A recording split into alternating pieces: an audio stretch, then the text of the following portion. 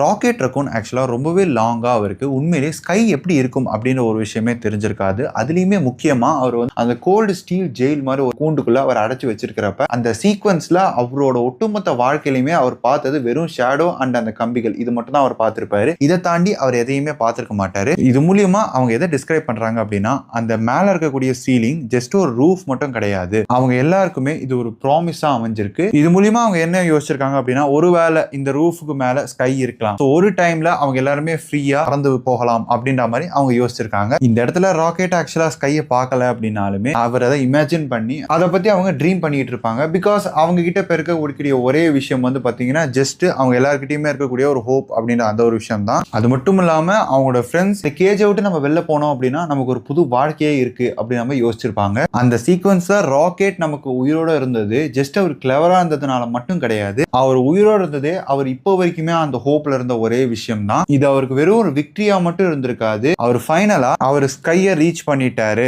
இதுக்காக தான் தன்னோட ஃப்ரெண்ட்ஸுமே இறந்து போயிருக்காங்க அப்படின்ற ஒரு விஷயத்தை ஃபீல் பண்ணக்கூடிய ஒரு சின்ன விஷயமா தான் இதை காமிச்சிருப்பாங்க. இதை பத்தி நீங்க என்ன நினைக்கிறீங்கன்றத கமெண்ட் செக்ஷன்ல கமெண்ட் பண்ணுங்க.